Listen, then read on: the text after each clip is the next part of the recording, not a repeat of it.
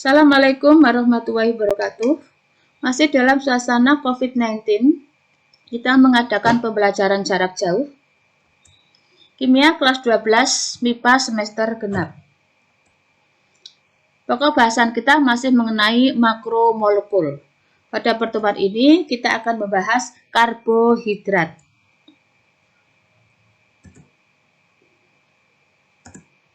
Kata karbohidrat berasal dari karbon dan hidrat atau air. Nama lain dari karbohidrat adalah sakarida atau hidrat arang. Karbohidrat terdiri dari unsur karbon, hidrogen, dan oksigen, C6H2O N kali. Dengan perbandingan hidrogen dan oksigen adalah 2:1. Berdasarkan jumlah unit gulanya, karbohidrat dapat digolongkan menjadi monosakarida, disakarida, polisakarida. Kita bahas yang pertama yaitu monosakarida. Monosakarida berupa kristal padat yang larut dalam air, tidak dapat dihidrolisis menjadi gula yang lebih sederhana, tidak larut dalam pelarut nonpolar, tidak berwarna, dan biasanya berasa manis. Berdasarkan jumlah karbon pembentuknya dapat dibedakan menjadi atriosa, merupakan monosakarida yang terdiri dari 3 atom karbon. Contohnya gliseraldehid. Ini jumlah C-nya ada 3. Dan ini mempunyai gugus aldehid, dan gugus hidroksinya ada 2. Kemudian contoh yang kedua adalah dihidroksiaseton. Aseton di sini juga sama, C-nya juga jumlahnya 3. Ya. Kemudian di sini pada C yang kedua ini adalah mempunyai gugus keton. Jadi, ciri khas ini nanti pada sakarida mempunyai gugus aldehid dan gugus keton. Sama C-nya 3, OH-nya ini jumlahnya 2. Gugus hidroksinya jumlahnya 2. B. Tetrosa merupakan monosakarida yang terdiri dari 4 atom karbon. Contohnya adalah D-eritrosa. C-nya berarti berapa di sini? 1, 2, 3, 4. Di mana ujung yang di atas ini adalah aldehid. Ya. Kemudian contoh laginya adalah D-eritrolosa. Eritrolosa mempunyai gugus keton. C-nya jumlahnya 4. Dan mempunyai gugus hidroksi. C-pentosa merupakan monosakarida terdiri dari 5 atom karbon. Contohnya, ini C-nya jumlahnya 5, yang ujung ini mempunyai gugus aldehid, namanya ribosa, dan mempunyai 4 gugus hidroksi. Satunya lagi ini adalah contoh yang mengandung keton, D-ribulosa, mempunyai gugus keton dengan jumlah 1, 2, 3, 4, 5 ya. Punya gugus keton. Dan 1, 2, 3, 4 gugus hidroksinya juga ada 4. D-heksosa merupakan monosakarida yang terdiri dari 6 karbon. Contohnya D-glukosa, nah C-nya 6 ya. Kemudian pada gugus yang punya gugus aldehid dan 1, 2, 3, 4, 5 gugus hidroksi. Contoh lagi adalah D-fruktosa. Sama C-nya 6 mempunyai gugus keton. Dengan OH-nya 1, 2, 3, 4, 5. Hidroksinya ada 5. D-galaktosa. D-galaktosa ini hampir sama dengan D-glukosa. Merupakan isomer dari glukosa. Sama ini mempunyai gugus aldehid. Pada C yang pertama. Kemudian gugus hidroksinya ada 1, 2, 3, 4, 5. Ya, ini merupakan monomer dari glukosa. Sekarang kita bahas yang terkenal ini adalah glukosa. Disebut juga sebagai dextrosa, gula anggur atau gula darah. Gula anggur memang terdapat pada buah anggur. Gula darah memang terdapat dalam darah manusia atau mungkin darah hewan. Glukosa mempunyai 6 atom C dengan 5 gugus hidroksi dan 1 gugus karbonil di ujung sehingga merupakan gugus aldehid. Nah, kita tulis ini secara mendatar ya, secara horizontal. Nah, ini jumlahnya C-nya adalah 6 yang mempunyai gugus karbonil atau gugus aldehid ya, karbonil aldehid. Jumlah C-nya 1, 2, 3, 6, OH-nya ada 1, 2, 3, 4, 5. Hidroksilnya atau hidroksinya ada 5. Glukosa mempunyai atom C kiral atau C asimetris. Kita perhatikan C asimetris.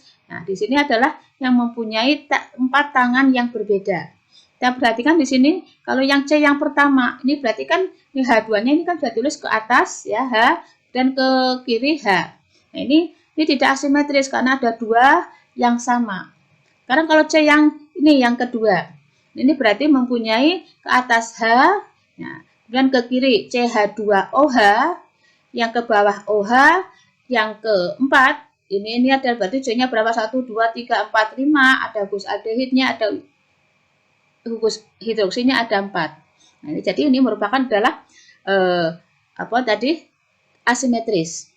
C yang ketiga juga sama, sebelah atasnya ini H ya, kalau tulis ini hanya di atas, yang sebelah kiri berarti C-nya 2, H-nya 3, OH-nya ada 2. Yang bawah adalah OH, yang ke kanan C-nya ada 3, OH-nya ada 2, dan punya gugus aldehid.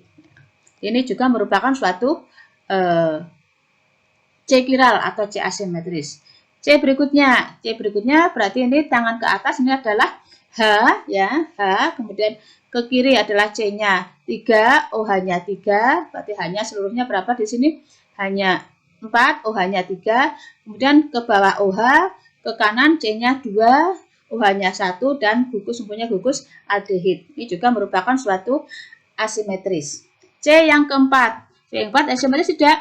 Ini C-nya 4, hanya nah dihitung sendiri berarti 2, 5, OH-nya juga 4 ya. Kemudian bawahnya OH, ke kanannya adalah gugus aldehid. Jadi ini merupakan suatu asimetris. Suatu asimetris bisa kita lihat di sini di keempat tangan yang berbeda. Jadi misalkan atasnya ini OH, nih ya, H, ini COH, CH3. Ini merupakan namanya asimetris. Nah, sehingga ini jumlah isomer optiknya ada sesuai dengan jumlah atom kiralnya ada 4, di 2 pangkat 4 sama dengan 16 buah isomer optik. Dalam larutan air, glukosa yang sering digunakan akan memutar bidang polarisasi ke kanan, makanya disebut dekstrosa. Glukosa dapat digambarkan dengan struktur rantai terbuka dan struktur tertutup. Struktur rantai tertutup dapat terjadi dengan perikatan gugus karbonil atau aldehid dengan gugus OH pada C kelima dan membentuk struktur ruang segi 6 yang dikenal dengan nama hemiasetal. Ini struktur rantai terbuka ya. Ada D glukosa dan L glukosa. Sama C-nya mempunyai gugus aldehid ya. Kemudian bawahnya juga CH2OH. Dan ini kalau diberi kaca, ini akan terjadi seperti kita ya berkaca pada cermin. Ini terjadi dan OH saling berhadapan, H saling berhadapan, OH berhadapan. Ada kesan di sini, ya H di sini ya, ini OH sebelah ini sebelah kanan, sebelah kiri, sebelah kanan, sebelah nah seperti ini berhadapan. Ini namanya ini masuk ini isomer optik saling berhadapan. Sekarang untuk rantai tertutup pada glukosa, dia akan mengalami siklisasi deglukosa. Di glukosa ini bentuk yang monomer D-glukosa, ini akan mengalami siklisasi pada C pertama dengan C yang kelima. Kita perhatikan di sini, sedangkan D-glukosa sendiri nanti akan mengalami isomer optik ya. Isomer optik ini pada C yang pertama nih OH akan berhadapan-hadapan dan yang lain tidak. Isomer asimetris ini seperti ini. Nah, kemudian yang di ini berarti namanya ini alfa D-glukosa, yang sebelah kanan namanya beta D-glukosa. Pada alfa D-glukosa tadi yang D1 dengan C yang kelima, nah ini OH-nya dengan OH yang di sini ya tadi, nah, membentuk gugus O. Nah, sehingga akan terbentuk seperti ini C1 dengan C5. Untuk O di sini, dan C1 OH-nya ini berarti yang sebelah kanan, ini akan berada sebelah bawah, dilanjutkan dengan OH, kemudian H, OH dan seterusnya. Ya, ini yang C yang ke-6 berada di sini, CH2OH. Ini adalah bentuk alfa D-glukosa, sedangkan pada beta D-glukosa, nah, OH-nya yang sekarang yang sebelah kiri ya, akan berada di atas. Di atas, dan ini C yang 1 bergabung dengan C yang ke-6. Jadi akan bentuk seperti ini, OH, H, OH, H, OH, dan seterusnya. Nah, ini akan dipelajari lebih terinci pada waktu kalian di perguruan tinggi. Pada jurusan kimia dan jurusan biologi biasa dibahasnya lebih terperinci. Ini hanya sekedar kalian tahu saja. Sekarang A, sifat reduksi glukosa. Glukosa mempunyai bus-aldehid berarti dapat mereduksi larutan Behling menghasilkan endapan merah bata. Atau dapat juga mereduksi larutan Tholen menghasilkan sermin perak. Kemudian glukosa dapat difermentasi menghasilkan alkohol. Nah, ini terdalam kehidupan sehari-hari kita kenal singkong, kemudian dijadikan tape ya, mengandung alkohol. Kegunaan dari glukosa banyak digunakan di industri seperti industri permen atau biskuit, walaupun tingkat kemanisannya rendah yaitu 0,74 kali tingkat kemanisan gula putih atau gula pasir. Tetapi glukosa mempunyai sifat yang tetap keras, tidak mudah meleleh, dan tidak higroskopis, tidak mengikat uap air di udara. Sumber dan pembuatan. Di glukosa banyak terdapat dalam buah-buahan dan madu di mana bercampur dengan fruktosa. Dalam industri, pembuatan glukosa diperoleh dari hasil hidrolisis amilum, yaitu dari singkong. Jadi singkong itu mengandung amilum, dan amilium dihidrolisis ya, dengan plus HCl akan membentuk glukosa.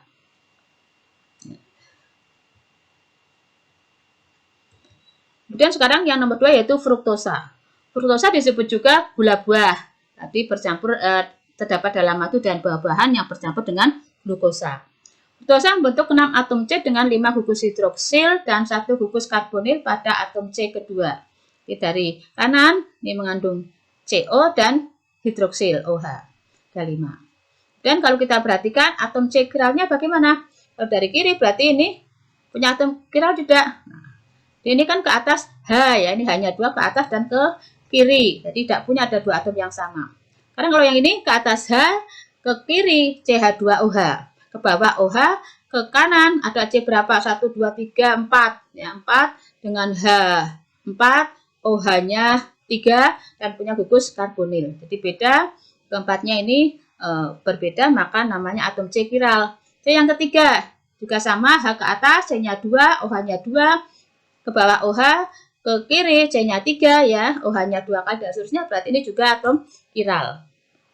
Ya C yang keempat, 4 kiral bukan, kiral H, C-nya 3, OH-nya 3, bawah ya ini C-nya 2, ya jelas kiral.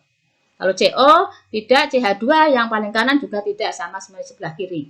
Sehingga pada fruktosa ini mempunyai 3 buah atom C kiral atau atom C asimetris. Sehingga mempunyai karena 3, 2 pangkat 3 berarti 8 buah isomer optik. Dalam larutan air, fruktosa yang sering digunakan akan memutar bidang polarisasi ke kiri, makanya disebut levosa atau levolusa. Fruktosa dapat digambarkan dengan struktur rantai terbuka dan struktur tertutup. Rantai tertutup dapat terjadi dengan berikatan gugus hidroksil OH pada C kelima, berikatan keton, dan membentuk struktur yang segi 5 yang dikenal dengan nama hemiketal. Struktur terbukanya ini D-fruktosa dan levofruktosa. Ini adalah isomer optik. Kalau ini diberi kaca ya, kaca seperti kita mengaca, ya, bercermin. Maka ini akan terjadi pada C yang pertama belum, ini C belum, ini pada C yang ketiga. Ini akan bercermin OH, OH, OH. Ya, ini bentuk dextro, ini bentuk levo. Sekarang untuk sistem yang tertutup, siklisasi D-fruktosa. Ini pada keton tadi yang punya gugus keton, ini pada yang C yang nomor 2 dengan C yang 5. Nah, ini ada kesalahan. Nah, saya tutup, ini C2H, CH2OH. Ini ada bentuk D-fruktosa, ini kalau diberi ini isomer yang salah satunya ini D-fruktosa, ini OH-nya, nah ini ya, ini yang C-nya, O-nya ini yang bentuk beta, bentuk alfa ini bentuk beta. Dan tadi yang C yang kedua dengan C yang kelima, dalam bentuk seperti ini, C2 dengan C5. Nah, terus kan bentuk OH, H, nah dari sini ya. Jadi ini nanti OH, kemudian H, OH, OH ya, seperti di sini. Nah, ini juga sama, membentuk sini hemiketal. C-nya bentuknya segi 5 ya. Ini akan dipelajari lebih lanjut kalau kalian di jurusan kimia atau biologi. Sekarang sifat reduksi fruktosa. Fruktosa mempunyai gugus keton tapi masih bisa mereduksi larutan Fehling menghasilkan endapan merah bata. Hal ini disebabkan banyaknya gugus OH yang terikat. Begitu juga dengan bereaksi tolen akan berhasil membentuk cermin perak. Fruktosa dapat difermentasi ya. Walaupun punya keton dapat mereduksi Fehling dan tolen karena adanya banyaknya gugus OH yang terikat. Kegunaan. Fruktosa banyak digunakan dalam industri makanan atau minuman seperti sirup, soft drink.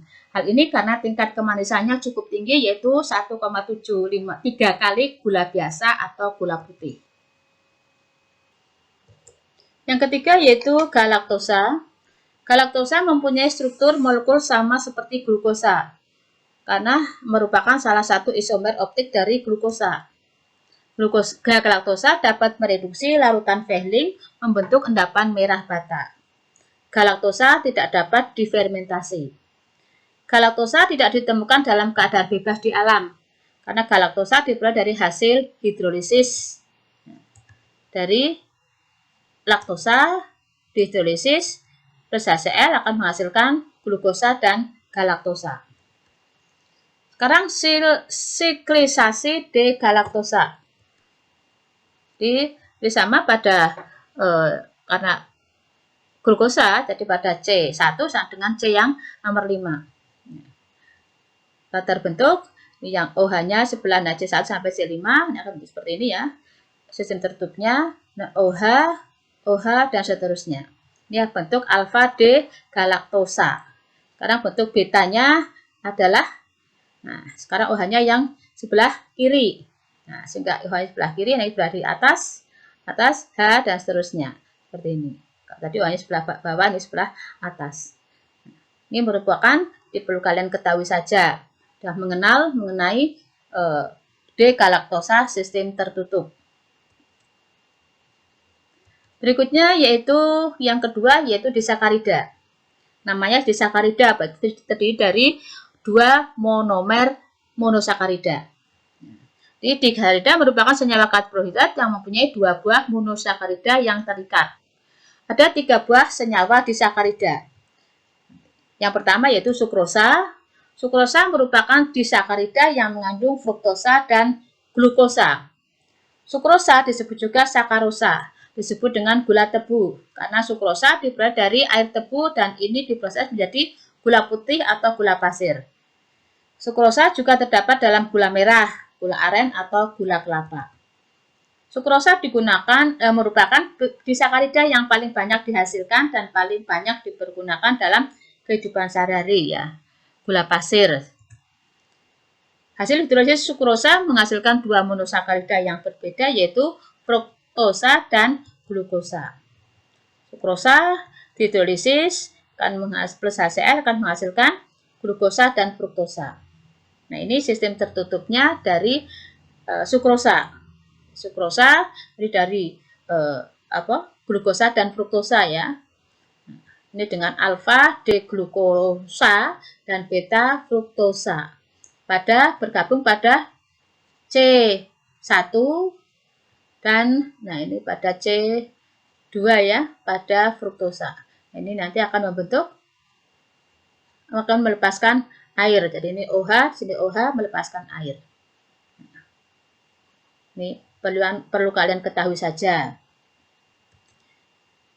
Kemudian yang B, laktosa. Laktosa merupakan senyawa disakarida yang terdiri dari glukosa dan galaktosa.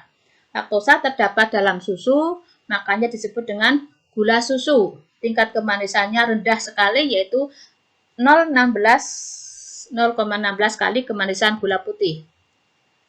Ini laktosa ini akan dihidrolisis, akan menghasilkan glukosa dan galaktosa. Ini struktur tertutupnya pada laktosa. Jadi terbentuk dari glukosa dan galaktosa. Jadi ini beda akan membentuk ini? Sudut seperti ini ya. Di beda ikatan pada C1 dan C yang nomor 4. Berikutnya maltosa. Maltosa merupakan disakarida dari glukosa dan glukosa. Maltosa disebut juga gula gandum. Tingkat kemanisan maltosa 0,33 kali dari kemanisan gula putih. Maltosa Dihidrolisis menghasilkan glukosa dan glukosa. Ini glukosa terikat pada C1 dan C4. Nah, struktur tertutup dari maltosa. Berikutnya yaitu polisakarida. Sesuai dengan namanya, poli berarti banyak ya. Jadi mempunyai banyak monosakarida. Termasuk polisakarida adalah amilum, selulosa, dan glikogen. Amilum. Amilum atau pati terdapat pada biji-bijian, misalkan padi, jagung, gandum, atau pada umbi-umbian, misalkan ketela, singkong, talas, dan kentang. Amilum merupakan rangkaian polisakarida yang terdiri dari monomer-monomer glukosa. Dari bobot amilum menunjukkan kira-kira 200 sampai 3000 buah monomer persatuan molekul amilum. Amilum atau pati merupakan polisakarida paling melimpah kedua di alam. Amilum atau pati dapat dipisah menjadi dua fraksi utama berdasarkan kelarutan bila dibubur atau triturasi. Dengan air panas, sekitar 20% pati adalah amilosa yang larut dan 80% sisanya adalah amilopektin yang tidak larut. Amilosa, ya, strukturnya seperti ini, terdiri dari glukosa. Pada nomor 1, 4 ini terjadi ikatannya seperti ini. Ini C ini kurang OH ya, CH2OH. Seperti ini akan bentuk seperti ini, antai lurus. Kemudian pada amilopektin. Amilopektin ini pada bercabang pada 1,6. Ini membentuk cabang. Jadi, untuk kalian ketahui saja ini adalah struktur dari amilopektin. Amilopektin memberikan sifat lengket pada beras. Semakin banyak amilopektinnya, semakin lengket nasi yang dihasilkan oleh beras tersebut. Semakin banyak amilosa pada beras, semakin keras nasi yang dihasilkan. Maka beras pada umumnya mengandung amilosa lebih dari 20%, sedangkan ketan hanya mengandung sampai 22%. Jadi kalau ketan berarti amilosanya yang banyak ya, daripada amilopektinnya yang lebih banyak daripada amilosanya.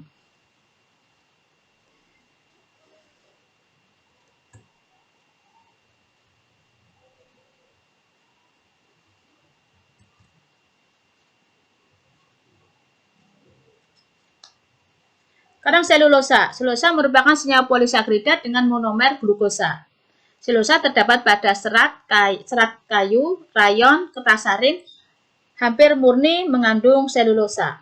Perbedaan amilum dan selulosa pada struktur ikatan pada glukosa dan selulosa pada beta pada setiap 4 molekul glukosa. Sedangkan pada amilum terdapat ikatan alfa pada setiap 6 atom glukosa. Dari perbedaan ini menyebabkan enzim dalam tubuh kita hanya mampu mencerna amilum, tidak mampu mencerna selulosa. Jadi kita tidak pernah makan kayu ya. Makanya ini perbedaannya pada ikatannya. Selulosa dapat dibuat serat selulosa asetat yang digunakan untuk mengeraskan pakaian, atau dibuat nitroselulosa yang digunakan sebagai bahan peledak. Ini strukturnya dari selulosa ya, pada C1 dan C4. Ini bedanya nih terjadi ikatan 1,4 beta. Ya. Ini hanya kalian ketahui saja. C. Glikogen. Glikogen merupakan zat makanan cadangan dalam tubuh manusia dan hewan. Glikogen merupakan polisakarida dengan monomer glukosa. Glikogen terbentuk dari kelebihan glukosa dalam tubuh. Kemudian oleh insulin, glukosa tersebut dirangkai kembali menjadi glikogen yang disimpan dalam otot, makanya glikogen disebut gula otot. Glikogen akan diuraikan kembali menjadi glukosa jika bahan bakar dalam tubuh sudah kekurangan dengan glukosa. Jika kerusakan insulin, orang yang sakit diabetes, maka glukosa yang ada dalam darah tidak dapat diubah menjadi glikogen. Akibatnya kadar gula dalam darah akan meningkat. Nah, ini merupakan struktur dari glikogen yang terdiri dari monomer jadi adalah glukosa. Nah, ini akan membentuk cabang sel glikogen. Dirangkai pada glukosa pada nomor 1 dan glukosa pada nomor C yang nomor 4. Nah, dirangkai ini sambil melepaskan H2O.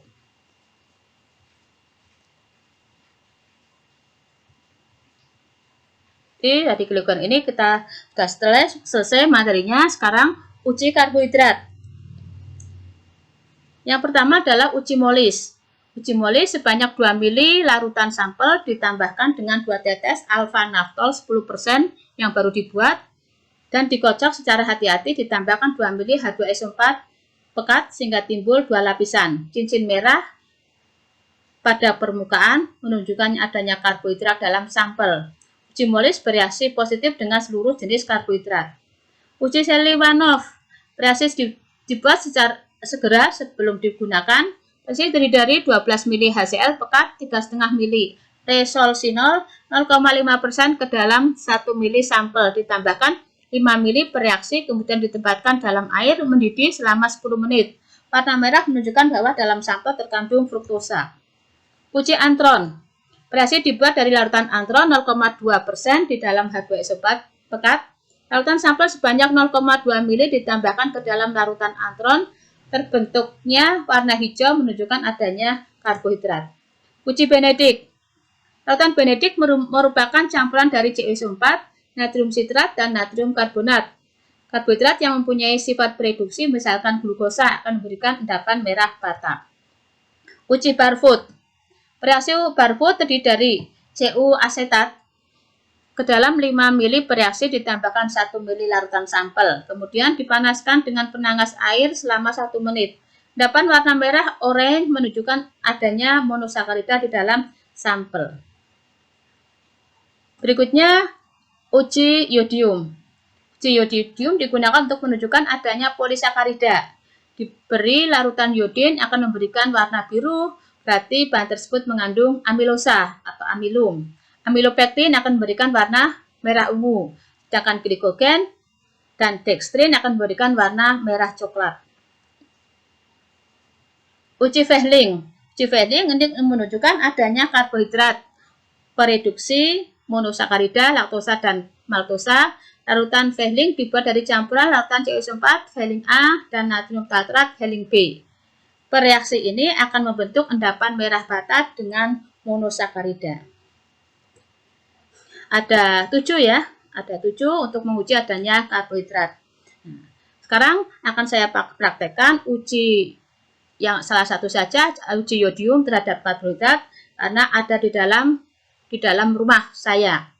Jadi ini saya kerjakan di rumah, tidak di laboratorium, yaitu dengan mengadakan uji yodium terhadap karbohidrat. Yodium yang saya gunakan ini adalah terdapat dalam yodin, dalam betadin. Jadi betadin ini mengandung yodium. Betadin ini kalau kita beri air akan memberi warna seperti itu, warna kuning ya, kuning jernih. Kemudian saya teteskan pada gula saya beri air, itu gulanya masih kelihatan. Kemudian akan juga memberikan warna kuning kemerahan ya, kuning kemerahan, tidak kuning sekali, itu kuning, jadi kuning kemerahan. Atau di situ menunjukkan merah coklat. Ya. Ini gula. Kemudian nasi. Nasi ini kan memberikan warna biru. Kemudian roti juga biru. Kemudian pate juga biru. Tepung terigu biru. Maizena ini agak sedikit ungu ya, ungu itu maizena. Kemudian jagung, jagungnya masih kelihatan ya, jagung manis yang ada di rumah saya ini memberikan warna kuning. Kerupuknya masih kelihatan ya, itu memberikan warna biru.